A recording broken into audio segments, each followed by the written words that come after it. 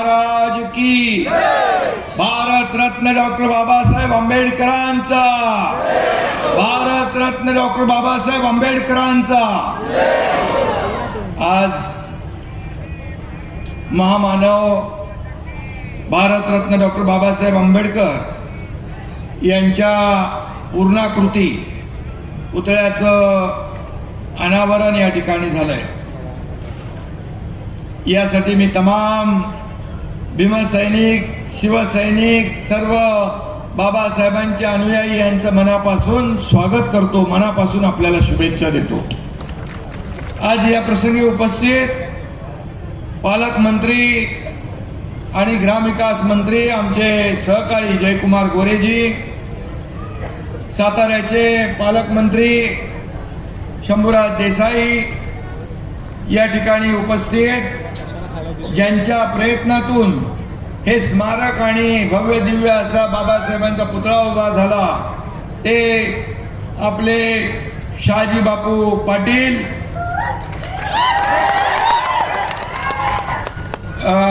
आमदार बाबासाहेब देशमुख, आमदार समाधान आवताडे, आमदार राजू खरे, दीपक आबा साळुंके, आयुष्यमान धम्मदीप बंदके, आपले भंतेजी, सर्वजण नावं घेत नाही पण सर्व भंतेजी, ज्योतिताई, शिवाजीराव, देवीदास, चेतन सिंग, महेश, सर्व व्यासपीठावरील सन्माननीय मान्यवर, महायुतीचे सर्व पदाधिकारी आणि कार्यकर्ते, माझ्या तमाम लाडक्या बहिणी, लाडके भाऊ, लाडके शेतकरी, लाडके ज्येष्ठ, सगळ्यांचं मनापासून मी स्वागत करतो आणि आज आपल्याला शुभेच्छा देतो।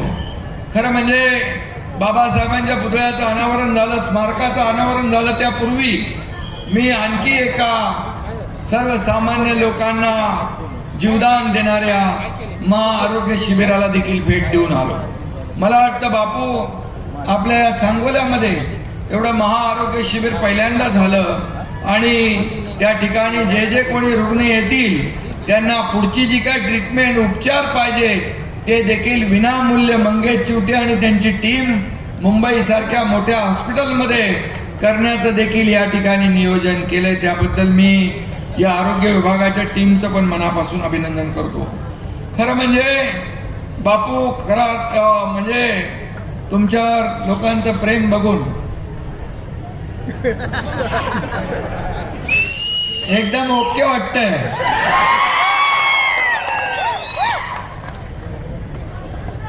सांगोलेकरांचे शब्द आभार कुठल्या शब्दात मानू मी या ठिकाणी, आणि अरे बस बा, आणि म्हणून गेले काही दिवस मी आभार यात्रेच्या निमित्ताने सगळीकडे फिरतोय। इथं पण मी बापूंना ज्यांनी मतदान केलं त्या सर्व मतदारांचं देखील अभिनंदन करतो आणि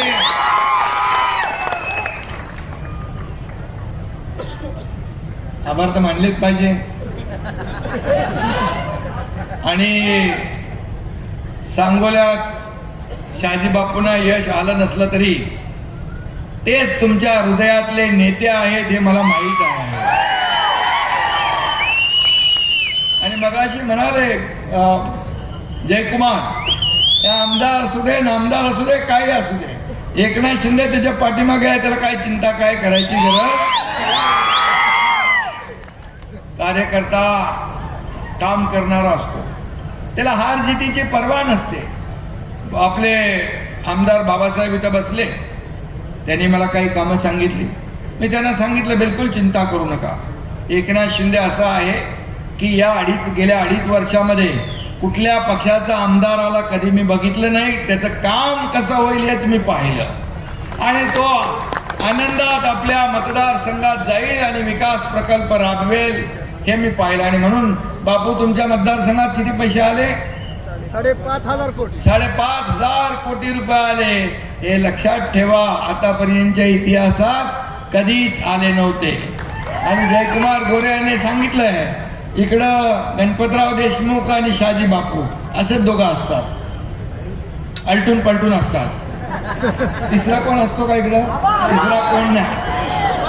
त्यामुळे मी आपल्याला एवढंच सांगतो, अनेकदा काम करून यश मिळत नसतं, निराश व्हायचं नाही, काम करत राहायचं. आणि म्हणून लोकांनी मला काय दिलं यापेक्षा मी लोकांना काय दिलं आणि काय देणार हे लक्षात ठेवायचं आणि काम करायचं. आणि म्हणून मी आपल्याला एवढंच सांगतो, बापू, एखादी मॅच हरला म्हणून विराट कोहलीची बॅट थंड पडत नाही. पुढल्या मॅच मध्ये दुप्पट जोराने तुटून पडते आणि चॅम्पियन ट्रॉफी घरात येते. त्यामुळे चिंता करू नका. मगाशी ज्योतिताई म्हणाल्या, काय म्हणाल, त्या गाडीमधून येता दीपक आबांच्या बद्दल एका गाडीत होते. पण बापूसाठी मी एकच शब्द उच्चारतो, टायगर अभी जिंदा है.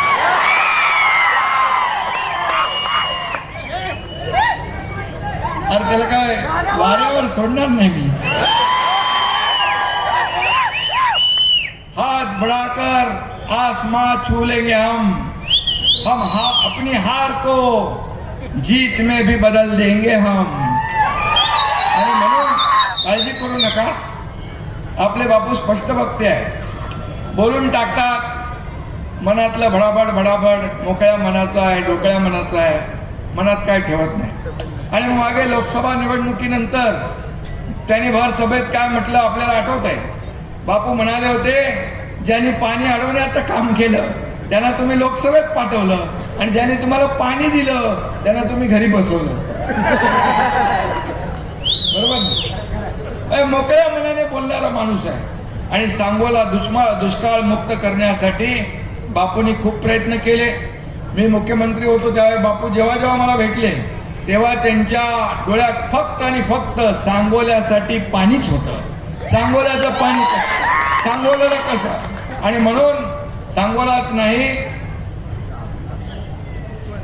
मंडपाबाहेर लोक उन्हात उभे आहेत, त्यांनी आतमध्ये या, पोलिसांनी त्यांना सहकार्य करावं. आतमध्ये इकडे जागा आहे, मधल्या पॅसेजमध्ये तिकडे जागा आहे, पोलिसांनी सहकार्य करून त्यांना आतमध्ये सोडावं. उन्हामध्ये ते उभे आहेत, ऊन जोरात आहे. आणि म्हणून या ठिकाणी हे जे काय सभा झाली आहे आपली, आज सभा या ठिकाणी आलेला प्रत्येक जण बाबासाहेबांच्या प्रेमापोटी या ठिकाणी या स्मारकाचं दर्शन घेण्यासाठी आला आहे. आणि म्हणून त्यांचंही मनापासून मी मगाशी स्वागत केलेलं आहे. पण विदर्भ, मराठवाडा आणि राज्यातल्या सगळ्या दुष्काळ येतो त्यावेळेस बापूंनी त्याचा पाठपुरावा केला. आणि परवाच मंत्रिमंडळात देखील म्हैसाळ उपसा सिंचन योजनेसाठी सौर ऊर्जा प्रकल्प उभारण्यासाठी 1,500 कोटीला देखील मान्यता आपल्या सरकारने दिली आहे. आणि म्हणून ताकारी, म्हैसाळ 2 स्वतंत्र उपसा सिंचन योजना आहेत. सांगोला तालुक्याला देखील सिंचनासाठी पाणी उपलब्ध होईल. आणि म्हणून माझ्या मुख्यमंत्री काळात सांगोल्याला स्वर्गीय बाळासाहेब ठाकरे उपसा सिंचन प्रकल्पाच्या 883 कोटी 78 लाखाच्या कामांना आपण मान्यता दिली, हे मला आठवतं. आणि म्हणून बापूच्या आमदारकीच्या काळात जिल्हा परिषदेच्या कोळा गटात, घेरडी गटात आजपर्यंत करोडो रुपयांची कामं केली. पाझर तलाव असेल, सभा मंडप असेल, रस्ता रुंदीकरण असेल, पाईप गटार असेल, जलजीवन मिशन असेल, सभा मंडप, सगळे लायब्ररी पासून पुस्तकं असतील. या तालुक्यात दलित वस्ती, नवबौद्ध समाजासाठी बापूंनी देखील या ठिकाणी मोठ्या प्रमाणामध्ये कामं केलेली आहेत. आणि म्हणून या ठिकाणी बापू, आपण लढवय्या माणूस आहे. अन्याय दिसला तर सत्तेवर लाथ मारून उठतो, मदतीसाठी धावून जातो, तोच खरा शिवसैनिक असतो. हे बाळासाहेबांचा मंत्र दिलेला, बाळासाहेबांचा जो 80% समाजकारण 20% राजकारण, या त्यांच्या मूल मंत्रावर आम्ही चालतो आहे. खरं म्हणजे बापू भरोशाचा माणूस आहे आणि अडचणीच्या काळात धावून जातो. आणि म्हणून खरोखर सांगतो, आम्ही जेव्हा उठाव केला, शंभूराज इथं आहेत, आम्ही जेव्हा उठाव केला तेव्हा पहिल्या दिवसापासून बापू माझ्या बाजूला खांद्याला खांदा लावून पहाडासारखा उभा होता, पहाडासारखा उभा होता. आणि सगळे स्ट्रेस मध्ये होते तिकडे सगळे. तेव्हा तर मोठं ऑपरेशन होतं. मी डॉक्टर नसलो तरी मोठमोठे ऑपरेशन करतो मी, पण त्यातलं एक मोठं ऑपरेशन होतं. आम्ही सगळे स्ट्रेस मध्ये होतो, पण बापू विनोद करायचे, बापू गप्पा मारायचे, बापू सगळ्यांना हसवायचे. अख्ख्या गुवाहाटी मधला पर्यटन व्यवसाय वाढून डबल नाही चौपट केला बापूच्यामुळे झाला. काय ती झाडी, काय ते डोंगर, बापूचा डायलॉग आजही फेमस आहे. आणि मी काही रिअल इस्टेट आपले बिल्डर आहेत ना, त्यांच्या जाहिरातीमध्ये पण बघितलं मी. मला बापूला माहित नाही बिना रॉयल्टीचं लावलेलं दिसतंय. आणि म्हणून या ठिकाणी बापू एक मजेदार कार्यकर्ता आहे, लोकांना सुखदुःखामध्ये धावून जाणार आहे. आणि आपल्या लाडक्या शहाजी बापूंनी एकदा ठरवलं, पण हातातलं काम पूर्ण, घेतलेलं काम पूर्ण केल्याशिवाय बापू स्वस्त बसत नाही, थांबत नाही, अशी बापूंची ख्याती आहे. आणि म्हणून या ठिकाणी बापूंनी अनेक विकास कामं केली. मी देखील निधीसाठी कधी हात आकडता घेतला नाही. त्यावेळेचं मला माहित आहे, माझ्याकडे आलेला प्रत्येक माणूस माझ्या त्याच्या कागदावर मी सही केल्याशिवाय त्याला पाठवत नव्हतो. आणि तो अर्ज पुढे कुठे गेलाय, कुठल्या डिपार्टमेंटला गेला, याचा फॉलोअप देखील आमचं डिपार्टमेंट मुख्यमंत्री सीएमओ घेत होते. आणि अशा प्रकारे आमची टीम, मी आणि देवेंद्रजी पहिले सुरुवातीला होतो, नंतर अजितदादा आले, आणि टीम म्हणून आम्ही काम केलं. आणि मला आठवत आहे की 2.5 वर्ष आम्ही पायाला भिंगरी लावून या महाराष्ट्रामध्ये फिरलो. आणि त्यामुळेच या ठिकाणी झालेल्या विधानसभेच्या निवडणुकीमध्ये लोकांनी कामाची पोचपावती दिली, दैदिप्यमान विजय दिला. आणि लँडस्लाइड मॅन्डेट एवढं कधी महाराष्ट्राच्या इतिहासामध्ये 232 का आपले किती 232 आमदार आले, ही किमया तुम्ही मतदारांनी केलेली आहे. आणि म्हणून तुमचे मी आभार मानतो. खरं म्हणजे गतिमान सरकार आणि विकास काय असतो याचे सगळे विक्रम आम्ही त्या काळामध्ये मोडले. आणि म्हणून मी आज बघा सीएम होतो त्यावेळेस, आणि आता देवेंद्रजी मुख्यमंत्री आहेत. मला सीएम मी होतो त्यावेळेस लोक म्हणायचे चीफ मिनिस्टर, मी म्हणायचो सगळ्यांना सीएम म्हणजे कॉमन मॅन. आता देवेंद्रजी मुख्यमंत्री आहेत, मी डीसीएम आहे. आता मी म्हणतो डीसीएम म्हणजे डेडिकेटेड टू कॉमन मॅन, सर्वसामान्य माणसाला समर्पित. कारण सर्वसामान्य माणसाची नाळ तुटता कामा नये. आपण जमिनीवरचे कार्यकर्ते आहोत, आपण खरं म्हणजे सर्वसामान्यांमधले कार्यकर्ते आहोत. आणि म्हणून पण मी पदावर खाली होतात, सत्ता येते, सत्ता जाते, पुन्हा येते, पद येतात, जातात, पुन्हा येतात. परंतु मी आपल्याला सांगतो, मला या महाराष्ट्रातल्या करोडो लाडक्या बहिणींचा लाडका भाऊ ही ओळख जी मिळाली ती सगळ्या पदांपेक्षा मोठी आहे. आणि हे मी माझं भाग्य समजतो. आणि म्हणून मी आपल्याला एवढंच सांगतो, खुर्च्या बदलल्या, मन बदलली नाहीत, इरादे बदललेले नाहीत. दिल वही, इरादे वही और हौसले भी वही आहे. आणि म्हणून आमची टीम जी काम करते आहे ती टीम अधिक वेगाने या पुढचं जे काही विकासाचं काम आहे ते आम्ही करून दाखवणार आहोत. कारण आमचं असं प्राण जाय पर वचन न जाय, आम्ही असं म्हणणार नाही प्रिंटिंग मिस्टेक झाली. माझ्या लाडक्या बहिणींना मी सांगून ठेवतो की तुम्हाला किती विरोधकांनी सांगितलं तरी सुद्धा लाडकी बहीण योजना कधीही बंद होणार नाही. आणि लाडके भाऊ, लाडके शेतकरी, ज्या ज्या योजना आम्ही केल्या त्या योजना, कुठलीही योजना आम्ही बंद करणार नाही. फक्त आम्हाला थोडा अवधी, मी जेव्हा म्हणायचो तुम्ही सरकारची ताकद वाढवा, राज्याची ताकद वाढवा, तुम्हाला जे जे आम्ही बोललोय ते नक्की देणार. कारण राज्य महाराष्ट्र हे पुरोगामी राज्य आहे, महाराष्ट्र हे प्रगत राज्य आहे. या महाराष्ट्राला आदरणीय प्रधानमंत्री मोदीजींची पण साथ आहे, पाठिंबा. आणि त्या आपल्या महाराष्ट्राची आर्थिक परिस्थिती जी आहे ही सगळ्या देशभरामध्ये नंबर 1 ची आहे. आणि म्हणून थोडीफार कसरत होईल, परंतु आपल्याला सांगतो की कुठली योजना, कुठल्या आम्ही जे आश्वासनं दिली टप्प्याटप्प्याने आम्ही पूर्ण केल्याशिवाय राहणार नाही. आम्ही प्रिंटिंग मिस्टेक म्हणणार नाही. नाही तर पूर्वीच्या काळात एकदा वीज बिल माफ केलं, निवडणुका जिंकल्यानंतर पुन्हा विजेची बिलं दिली. आता आपण झिरो बिल दिलं, झिरो बिलला तर पैसे नाही दिले, आपण पुन्हा नवीन बिल पाठवलं नाही, झिरोच ठेवलंय. त्यामुळे हे महायुतीचं सरकार जे आहे, हे महायुतीचं सरकार दिलेला शब्द पाळणार आहे, वचनाला जागणार आहे. आणि म्हणून मगाशी मी एवढंच सांगतो की आज बाबासाहेबांचं स्मरण आपण करतोय. मगाशी उदाहरण सांगितलं की ज्योतिताईंनी बाबासाहेबांच्यामुळे सर्वसामान्य घरातला परिवारातला एक व्यक्ती या देशाचा प्रधानमंत्री होतो. सर्वसामान्य शेतकऱ्याचा मुलगा या राज्याचा मुख्यमंत्री होतो. हे केवळ आणि केवळ बाबासाहेबांच्याच घटनेने दिलेल्या अधिकारामुळे. आज या मंत्री झालेत, खासदार आमदार होतात. सर्वसामान्य कुटुंबातल्या लोकांनी लोकप्रतिनिधी होणं हे काय गुन्हा आहे?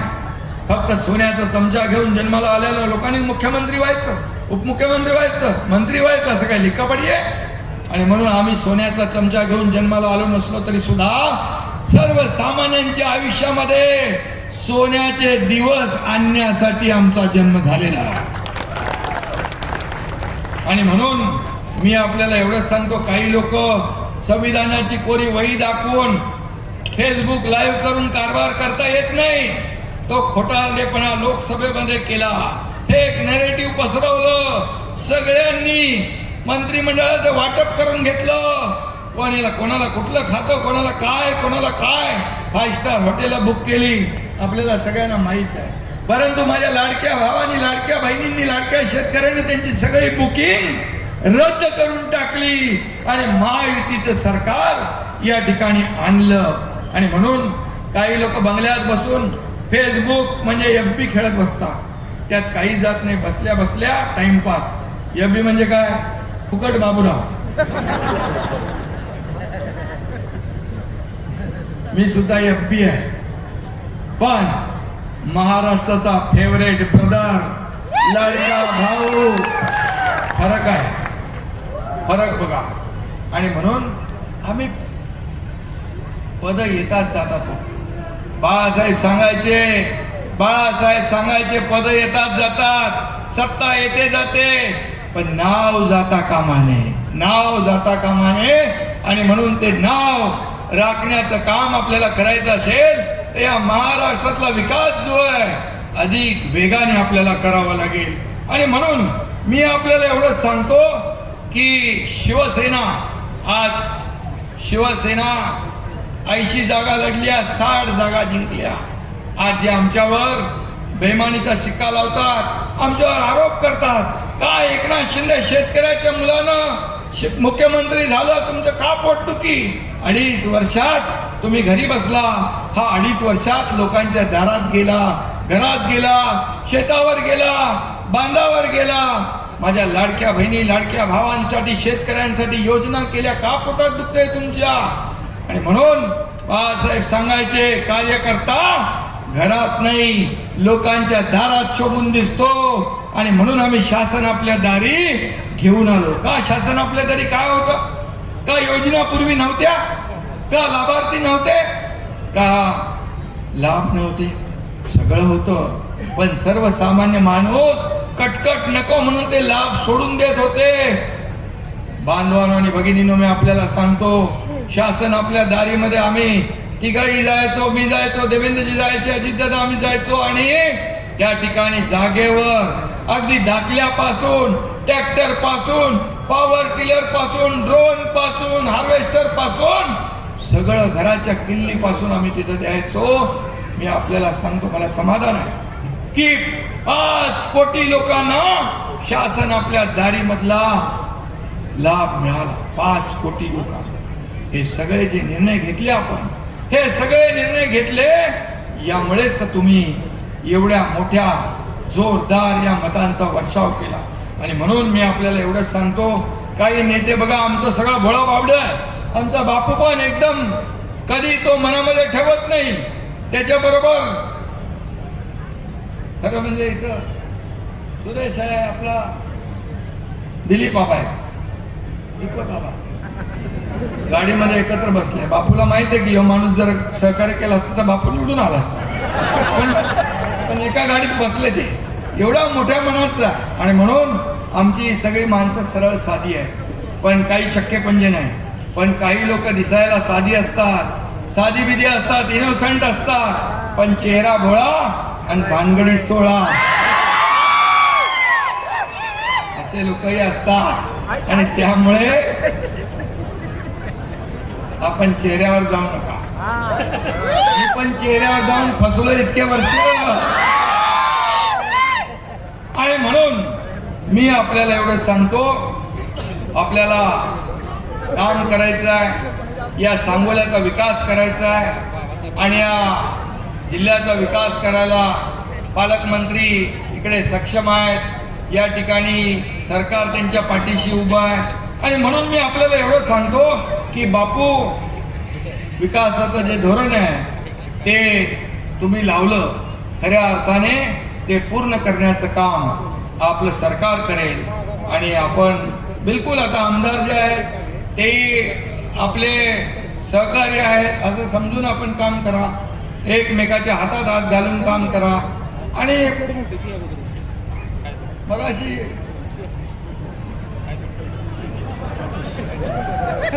जयकुमारनी सांगितलेलं आहे, इकडे दोनच लोक असतात, ती जवळ येत नाही.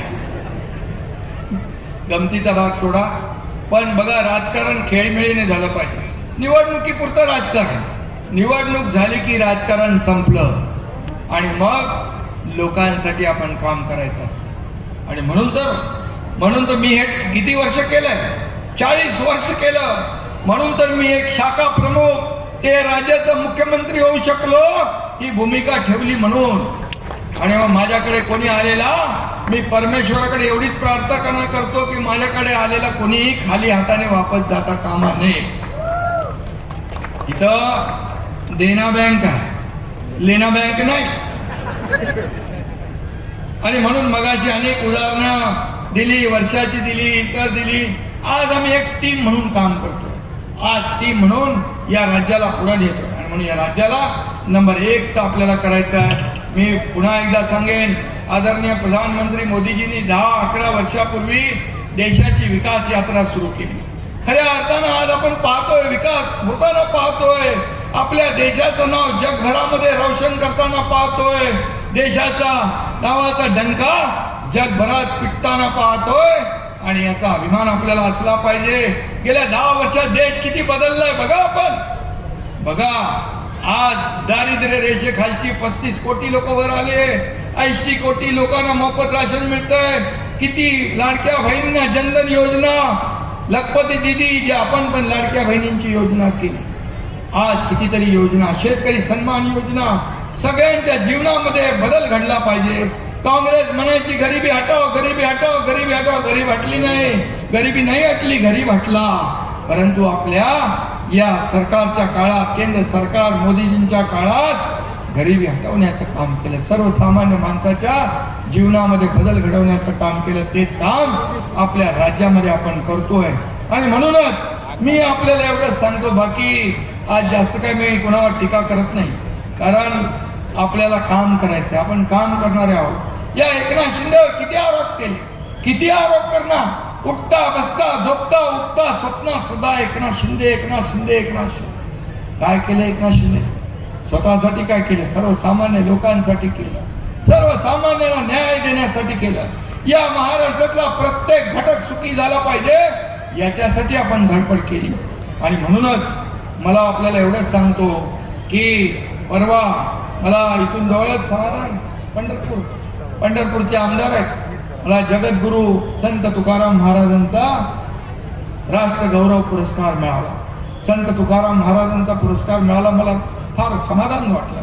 त्यापूर्वी दिल्लीमध्ये शूरवीर महापराक्रमी महाजी शिंदे पुरस्कार मिळाला. आणि या महापुरुषांचा पुरस्कार मिळणं हे देखील माझ्यासाठी भाग्याचा. त्याचबरोबर गेल्या आठवड्यात कुठला इंडियन एक्सप्रेस मध्ये 100 पॉवरफुल माणसांच्या लिस्ट मध्ये देखील माझं नाव होतं. मी काय स्वतःची तारीफ करत नाही, मी मुख्यमंत्री नसताना मिळालेले पुरस्कार आहेत. हे तुमचे पुरस्कार आहेत, हे जनतेला मिळालेले पुरस्कार आहेत. आणि म्हणून मी जेव्हा जेव्हा मला जे पुरस्कार मिळतात मी ते जनतेला सुपूर्द करतो, जनतेला अर्पण करतो. हे मी एक असा कार्यकर्ता. आणि त्यामुळे मला किती तुम्ही आरोप केले तरी सुद्धा मी बिलकुल आरोपाला कामानेच उत्तर देणार, आरोपाला आरोपातून उत्तर देणार नाही. आणि म्हणून मी बाकी काय आज बोलत नाही. पण या शिवसेनेमध्ये बाळासाहेबांच्या विचारांची शिवसेना पुढे नेण्याचं काम, आज बाबासाहेबांचं स्मरण करतोय आपण. आज 14 एप्रिल बाबासाहेबांची जयंती आता पुढे येते, त्याचं औचित्य साधून आपण या स्मारकाचं आज भव्य दिव्य असं लोकार्पण केलंय. आज आपण मुंबईमध्ये हिंदू मिल या ठिकाणी बाबासाहेबांचं स्मारक करतोय. ते जगाला हेवा वाटावा असं स्मारक हिंदू मिल मध्ये आपलं सरकार करतोय. बाबासाहेब जिथं जिथं राहिले, लंडन मधलं घर बाबासाहेबांचं आपल्या सरकारने त्याचं स्मारक केलं. बाबासाहेबांच्या जिथं जिथं पाऊल खुणा आहे, बाबासाहेबांच्या जिथं जिथं बाबासाहेब गेले, बाबासाहेबांच्या त्या आठवणी जिवंत करण्याचं काम, त्याचं स्मारकात रूपांतर करण्याचं काम आपल्या सरकारने केलं. बाबासाहेबांना काही किती लोकांनी त्रास दिला आपल्याला माहित आहे. जे बाबासाहेबांचं संविधान म्हणून संविधान खतरे में म्हणणारे, बाबासाहेबांना निवडणुकीमध्ये पराभूत करणारे हेच लोक होते. बाबासाहेब देखील म्हणायचे काँग्रेस हे जळकं घर आहे, सावध राहा. बाबासाहेबांचं स्मारक, बाबासाहेबांच्या आठवणी, बाबासाहेबांचं जे काही म्हणजे मोठेपण आहे, ते मोठेपण बाबासाहेबांनी घटना लिहिली. अनेक देशाच्या घटनांचा अभ्यास करून बाबासाहेबांनी सर्वोत्कृष्ट घटना आपल्या देशाची लिहिली. आणि त्याचा आदर्श घेऊन आज केंद्र सरकार काम करतंय, मोदीजी काम करतायत, इथं आपलं महायुतीचं सरकार काम करतंय. बाबासाहेबांच्या आदर्शावर आपण चालतोय. म्हणूनच सर्वसामान्य माणूस, दलित, शोषित, पीडित हा मुख्य प्रवाहामध्ये आला पाहिजे. त्याला न्याय मिळाला पाहिजे, त्याचं जीवन बदललं पाहिजे, त्याच्या आयुष्यामध्ये चांगले सोन्याचे दिवस आले पाहिजे. हे काम आपण करतोय. आणि म्हणून हे राज्य आता सगळ्या क्षेत्रात पुढे आहे, एक नंबरला आहे. आता मध्ये मी जेव्हा दावोसला गेलो तेव्हा 2 वेळा 7.5-8 लाख कोटी रुपयाची आपण इन्व्हेस्टमेंट आणली. आता देवेंद्रजी गेले 15 लाख कोटीची इन्व्हेस्टमेंट आणली. 25 ते 26 लाख कोटी, 25 ते 26 लाख लोकांना रोजगार मिळतोय. परवा आम्ही मुंबईमध्ये केले. खूप मोठ्या प्रमाणात लोक येत आहेत. आपल्या राज्यामध्ये इंडस्ट्री फ्रेंडली स्टेट झालेला आहे. आपल्या राज्यामध्ये उद्योग आले तर तुम्हाला नोकऱ्या मिळणार. तर MIDC आहे की नाही? MIDC बापू आपल्या इकडं जर तुम्ही जागा दिली तर उद्योग मंत्र्यांना मी सांगेन की MIDC देखील आपल्या इथे झाली पाहिजे. पालकमंत्री महोदय आपण पाठपुरावा करा, आमदार आहेत. आणि म्हणून बापू या ठिकाणी आपलं हे सरकार जे आहे रिझन देणारं नाही, ऑन द स्पॉट डिसिजन घेणारं सरकार आहे. रिझन देणारं नाही, ऑन द स्पॉट डिसिजन घेणारं आहे. आणि म्हणून मी आपल्याला एवढंच सांगतो, आमच्या लाडक्या बहिणी, लाडके भाऊ, लाडके शेतकरी, लाडके ज्येष्ठ या सगळ्यांचं मनापासून मी अभिनंदन करतो.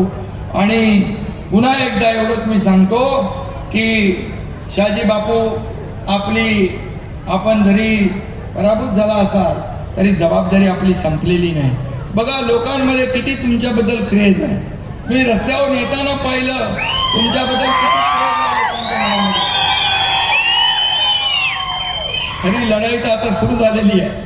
आणि त्यामुळे मी आपल्याला सांगतो, तुम्हाला इथं आता पक्ष म्हणून मी सांगतो, शिवसेना वाढीचं काम तुम्ही करताय. गाव तिथे शिवसेना, घर तिथे शिवसैनिक, या सगळ्या गोष्टी आपण करतात. महायुती आपलं महायुतीचं हे व्यासपीठ आहे. आणि म्हणून महायुती मजबूत करण्यासाठी येणाऱ्या प्रत्येक निवडणुका आपल्याला जिंकायच्या आहेत. आणि म्हणून त्यासाठी एवढंच सांगतो, बापूंना देखील मी असं मोकळं ठेवणार नाही. बापूला देखील जबाबदारी आणि त्यासाठी मी आपल्याला पुन्हा एकदा आपण एक मोठं पुण्याचं काम आज केलं. बाबासाहेबांचं स्मारक इथं मला आल्यानंतर कळलं की त्या मुख्यमंत्री असताना 2 कोटी रुपये पुतळ्याला मग सांगितलं. मला तर आठवतही नाही, कारण मी कधी काम बघितलं नाही. कुठलं काम आहे बाबा, हे काम आहे कसं, आणि कुठल्याही ह्याच्यावर मी कधीही कुणाला किती पैसे दिले फक्त विकासासाठी देतोय एवढी जाणीव मला होती. माझं या हाताला दिलेलं या हाताला कधी कळू दिलं नाही मी. माझी पद्धत आहे. आणि म्हणून मगाशी मी आरोग्य शिबिरात गेलो, तिथे आरोग्य शिबिरामध्ये तुडुंब गर्दी होती. तेही मी आपल्याला सांगतो, महाविकास आघाडीच्या काळात 2.5 वर्षात 3 कोटी रुपये दिले होते. या एकनाथ शिंदेने मुख्यमंत्री असताना 2.5 वर्षात 450 कोटी मुख्यमंत्री सहायता निधी दिले आणि जवळपास 60 ते 70 हजार लोकांचा जीव वाचवण्याचं काम, हे पुण्याचं काम आहे. शिबिराचं देखील आयोजन आज या ठिकाणी झालं आणि म्हणून मी पुन्हा एकदा आपल्याला मनापासून धन्यवाद देतो. इथे एक चिठ्ठी आलेली आहे की बाबासाहेब आंबेडकर स्मारकास आणखी 50 लाख रुपये बापूंची मागणी आहे. काय 50 लाख रुपये पाहिजे? 50 लाख रुपये बाबासाहेबांनी तर आपल्याला पैसे दिले, बाबासाहेबांच्यामुळे तर आपण सरकार चालवतोय. त्यामुळे 50 लाख रुपये तुम्हाला आत्ता तुम्हाला इथून विमानात बसेपर्यंत तुमच्याकडे ऑर्डर येईल 50 लाख रुपये.